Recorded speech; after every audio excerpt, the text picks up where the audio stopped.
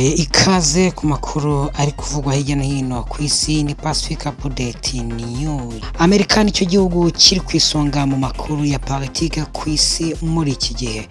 Perezida Donald Trump yatangaje ko Amerika igiye kongera kugenzura inzira y'amazi ya Strait of Hormuz nyuma y'ubushyamirane bukomeye na Iran. Iyi nzira inyuramo igice kinini cya peteroli icuruzwa ku isi, bityo icyemezo cya Amerika cyateje impungenge ku bukungu bw'isi.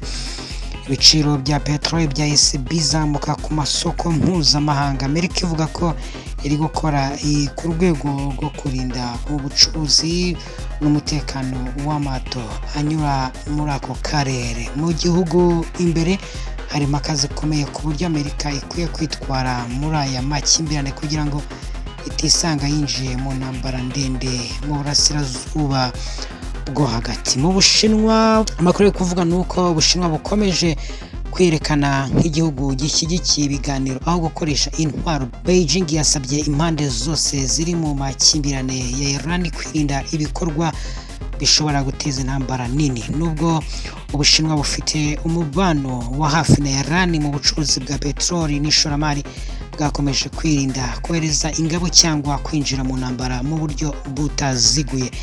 Abasesenguzi bavuga ko Ubushinwa buri kugerageza kurinda inyungu zabwo z'ubukungu no gukomeza kugira ijambo rikomeye muri diplomasi mpuzamahanga.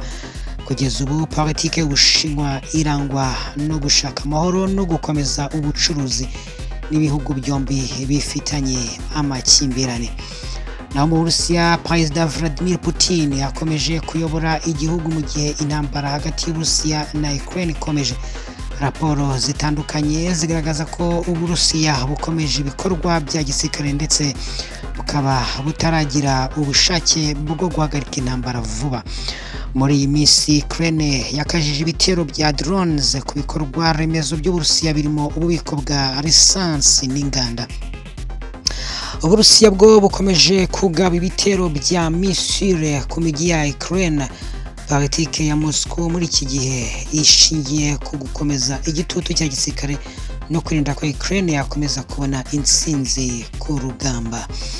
Naho Ukraine iyobowe na Perezida Vladimir Zelensky ikomeje gushaka inkunga z'ibihugu by'i Burayi na Amerika. Muri iyi minsi Zelensky yatangaje impinduka muri guverinoma agamije kongera imbaraga mu bijyanye n'umutekano n'ububanyi n'amahanga. Ukraine kandi iri gukorana na Amerika mu mushinga wo gukora misile za Patriot kugira ngo irusheho kwirinda ibitero by'Uburusiya. Nubwo ibihugu bikomeje guhura n'ibibazo by'intambara, ubuyobozi bwa Kiev buvuga ko buzaharanira gusubiza inyuma Uburusiya no kurinda ubusugire bwabwo. Iran nicyo gihugu kiri kuvugwa cyane muri politike mpuzamahanga muri iki gihe yo na Amerika. Iran iri mu makimbirane akomeye na Amerika ajyanye no kugenzura umuhora wa Hormuz. Iran ivuga ko ifite uburenganzira bwo kurinda inyungu zayo mu karere, mu gihe Amerika yishinja guhungabanya urujya n'uruza rw'amato. Ibi byatumye habaho guhangana hagati y'ingabo z'impande zombi ndetse n'ibitero bya misile na drone. Ibihugu byinshi ku isi birimo Ubushinwa n'Uburusiya birasaba ko habaho ibiganiro kugira ngo hirindwe intambara ishobora guhungabanya ubukungu bw'isi. Kugeza ubu Iran ikomeje gutsimbarara ku myanzuro yayo nubwo igitutu mpuzamahanga gikomeje kwiyongera. Munyemerere tubashimire mwebwe mwakomeje kubana natwe mu makuru agiye avugwa hirya no hino ku isi.